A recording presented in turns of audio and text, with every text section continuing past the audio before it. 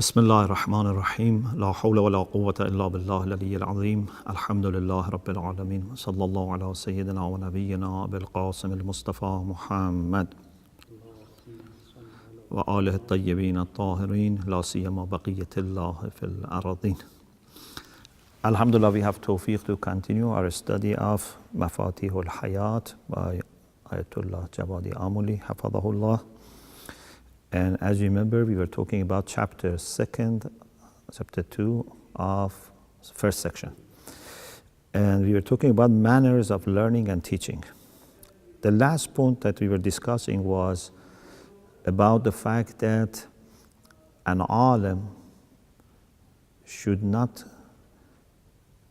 take his work, his task, his duty as a job like other jobs.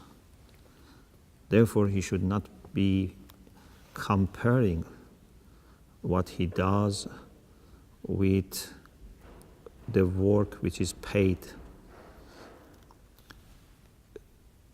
If an alim, as Amirul Mu'minin alayhi salam, is really an alim, then he would not take, which means would not expect anything from hutam dunya, from good of dunya, for what he's doing. An alim is continuing the job of the prophets, and they were all volunteers. As I always say, the prophets were volunteers, but volunteers who took their job seriously, not that just like someone who says, okay, I'm not paid, so I don't need to be regular, I don't need to keep hours, as other people do. I do what I like, I come when I like, I go when I like. No, you are volunteer, but you have to be more dedicated and committed than people who are working with a contract. So now let's look at this hadith from Imam Sadiq alayhi salam. This hadith is narrated by Sheikh Saduq rahmatullah alayh in Ma'an al-Akhbar. Man istakala bi'ilmihi iftaqara.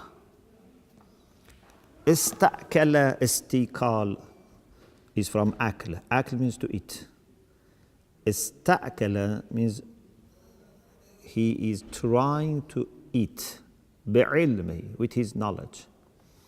So Imam Sadiq alayhi salam says, whoever is trying to eat, means to make money with his knowledge, iftaqara, he becomes poor. He would be poor in his spirituality, but perhaps even in dunya this would not have barakah for him. Then he says, قُلْتُ لَهُ جُعِلْتُ فِدَاكَ, may I be your ransom. إِنَّ فِي شِيعَتِكَ وَمَوَالِيكَ قَوْمًا يَتَحَمَّلُونَ عُلُومَكُمْ وَيَبُثُّونَهَا فِي شِيعَتِكُمْ. Among your followers, your Shia, are some people who يَتَحَمَّلُونَ عُلُومَكُمْ, they carry your knowledge, your teachings, and they spread it among your Shia. So we have some ulama in the community that they have learned and they share. فَلَا يُعْدَمُونَ عَلَى ذَلِكَ مِنْهُمُ الْبِرَّ وَالصِّلَةَ وَالْإِكْرَامِ. Very beautiful way of saying. They have learned, they teach, and they are not denied some gifts, some kindness, some kind of honor. We say honorarium. So they are not denied the thing. Means people give them gifts, sometimes give them money, sometimes give them, good. But the way he says, it's not like they have a fixed salary and they make it the condition. Either you give me this or I don't teach you. فقال عليه السلام ليس أولئك بمستأكلين. Such people are not musta'akil. Those people that we said they do istikal, means they try to eat from their knowledge, means they try to use this as a source of income, does not include these people. إنما المستأكل بعلمه الذي يفتي بغير علم ولا هدى من الله عز وجل ليبطل به الحقوق طمعا في حطام الدنيا. Musta'akil is the one whose concern is money. Okay? Therefore, he gives fatwa بغير علم ولا هدى. No knowledge, no guidance. And in this way, he violates rights of people, rights of God. Why? So that he can get something from dunya. So you may think that then we are not talking about people who teach properly and they want money. Because this is for the people that they distort religion to please people. So for example, they say Islam says this so that a person who has power or a person who has money will be pleased. So they are distorting religion. Yes, this is the first category. The people who change religion and teachings of Islam in order to get money or position. But it also includes people that to begin with, they don't change religion. But if they are working for the sake of money, there is no guarantee. That first they keep silent. First they try to be compromising.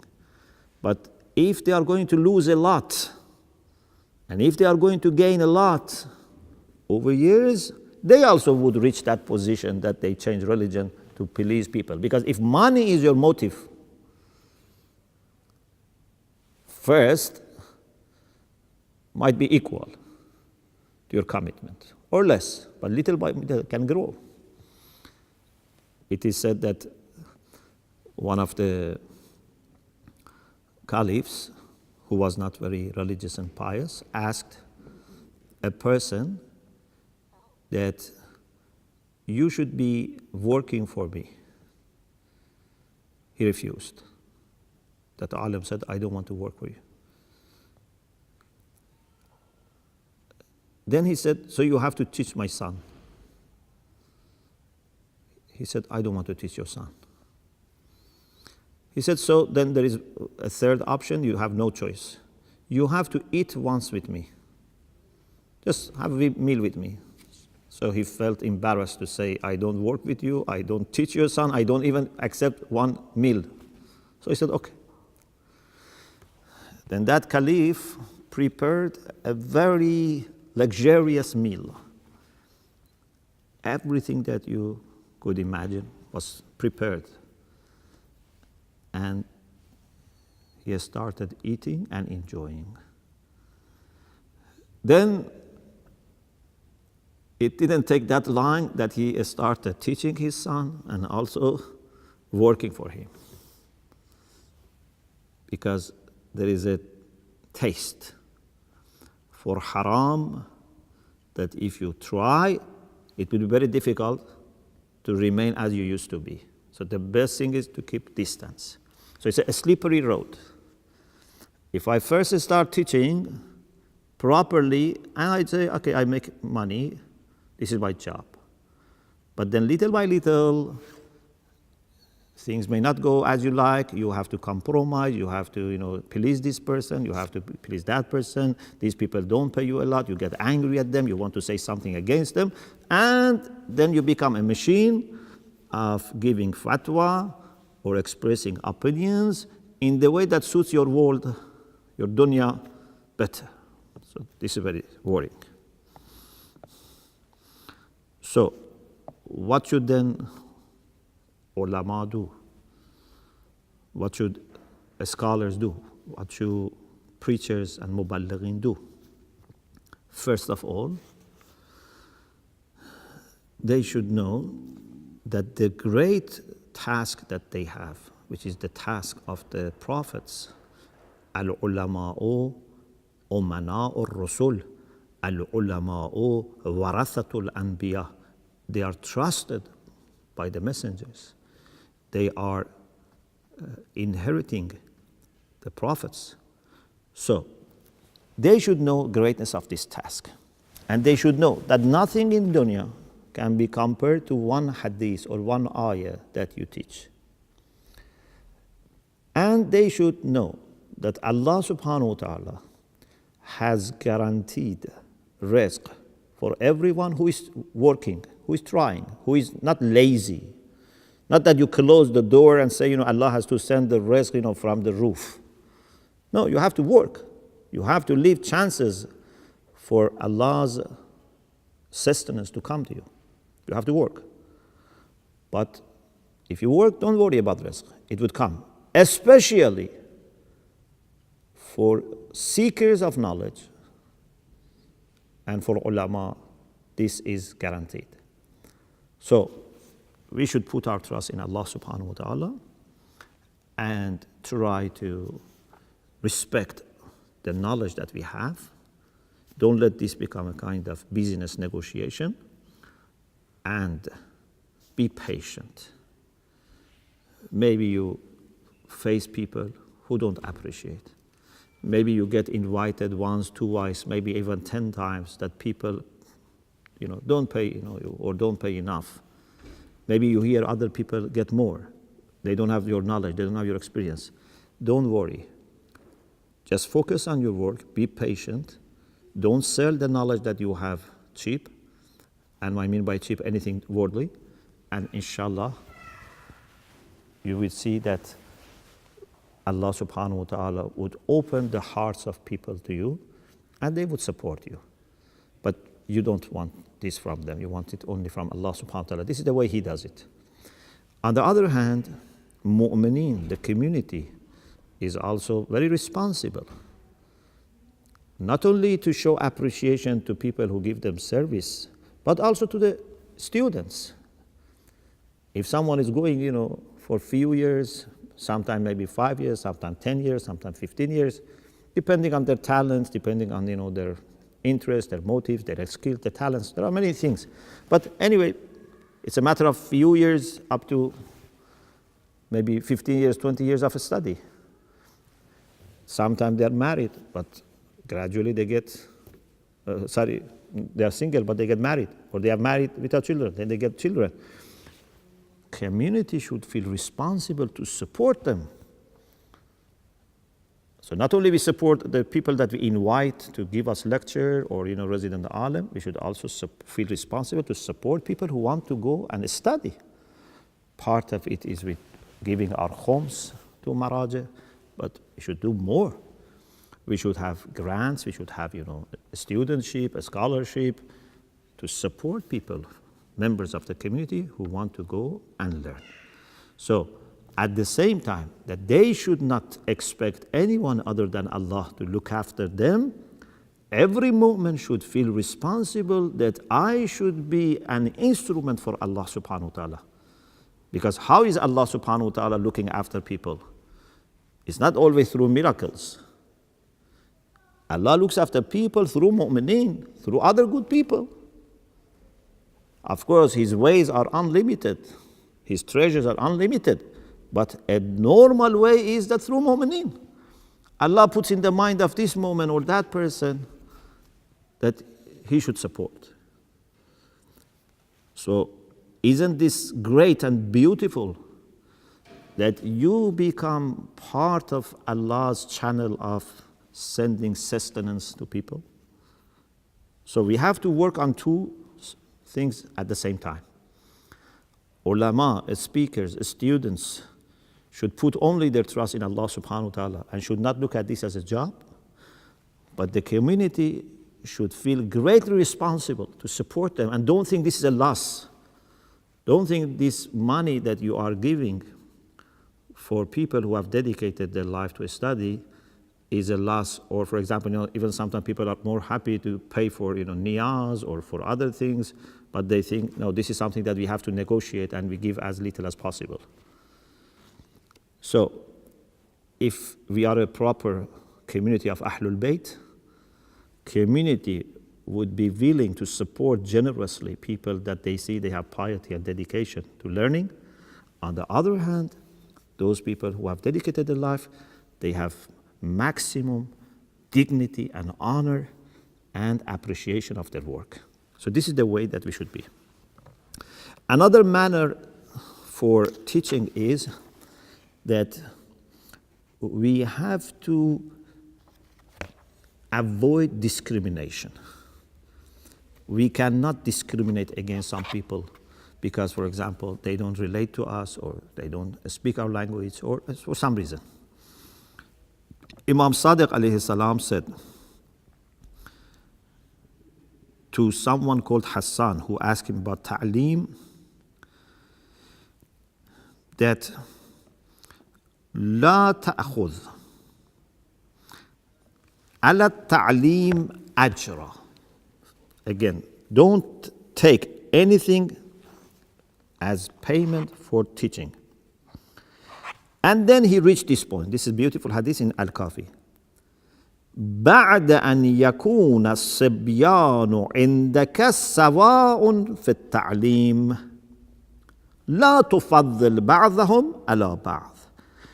Children should be equal for you when you teach them. Don't prefer anyone over another one. So there is no chance for racism or gender or age or belonging to rich family or poor family to get into our education. Every human being should have chance of proper education.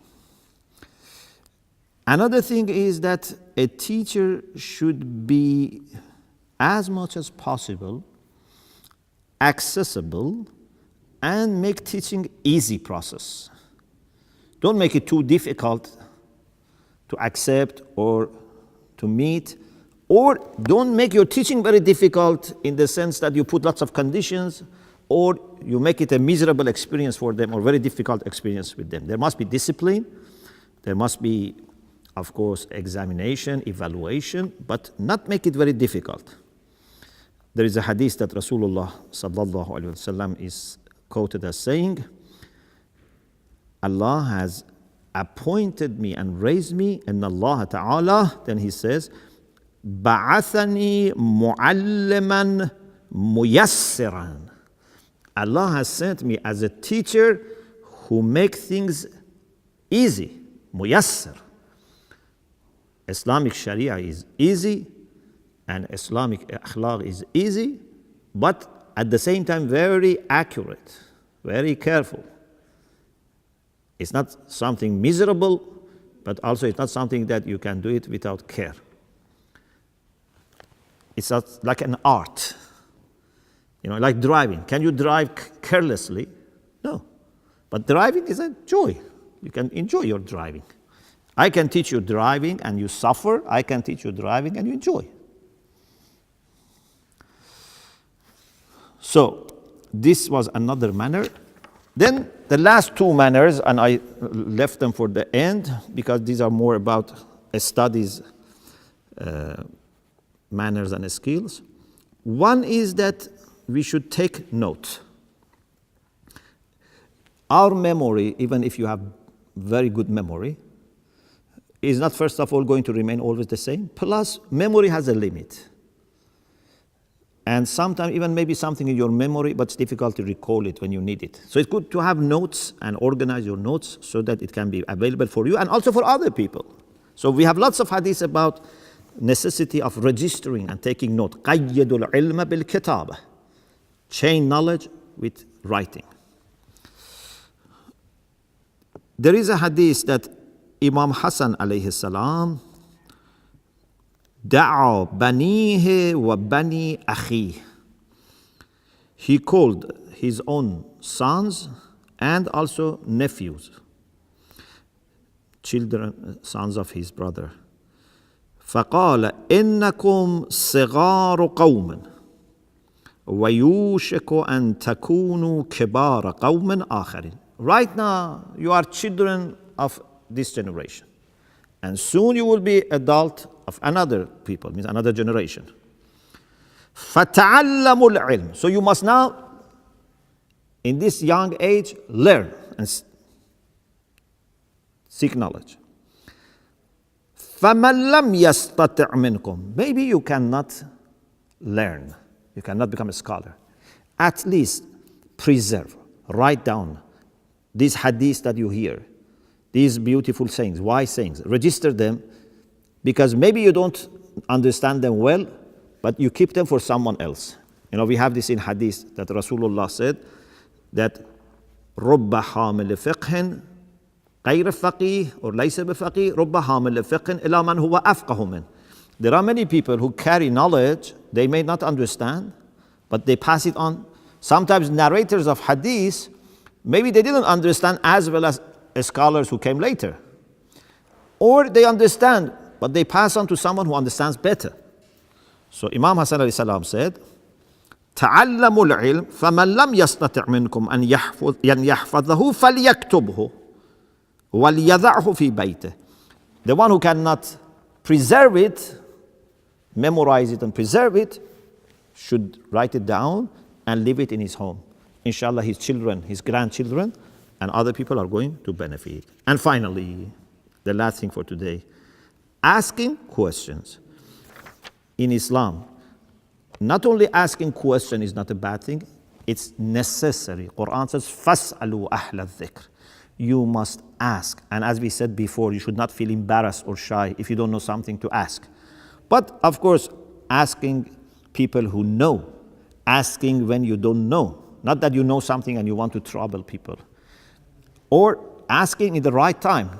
Not, for example, asking someone when he's in the middle of a speech or when he's on member, for example. Let him come down from member, let his talk finishes, ask him question. Or sometimes you have questions that might not be good for the public.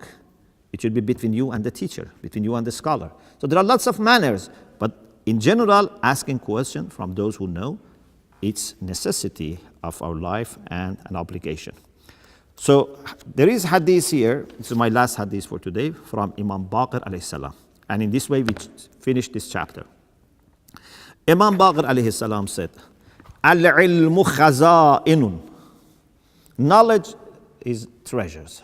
As we said yesterday also. Knowledge is not something on the surface. Knowledge is a treasure. You have to open this treasure. وَالْمَفَاتِيحُ السُّؤَالِ. Keys for these treasures are questions. By asking questions, you can open these treasures. فَاسْأَلُوا يَرْحَمْكُمُ اللَّهِ. Do ask questions. May Allah's mercy be upon you. فَإِنَّهُ يُؤْجَرُ فِي الْعِلْمِ أَرْبَعَةٌ. 4 groups of people are rewarded because of knowledge. As-sa'il, the person who asks a question, a good question, is a credit. Even we say, husnu su'al, nisful ilm. If you ask good question, is half of the knowledge. Wal-mutakallim, then the one who is speaking and gives answer to the question, he also is rewarded. Wal-mustami', the one who is also sitting there and listening, he is also rewarded. Wal-muhibbu lahum, the one who loves them, maybe someone from distance, maybe someone from another part of the world, is aware that there is such a circle that they are learning, they are asking questions, he loves them, he will get also reward. So if you love seekers of knowledge, you get reward. So this is the beauty of teaching and learning with sincerity. We pray to Allah subhanahu wa ta'ala to include us among true and sincere seekers of knowledge and help us to share what we learn with people who need, but also to implement in our own life. We ask Allah for shifa for all people who are ill, and we ask Allah subhanahu wa ta'ala to send His rahmah and maghfirah to all mu'mineen and mu'minat, especially those who have rights upon us. Alhamdulillah Rabbil Alameen.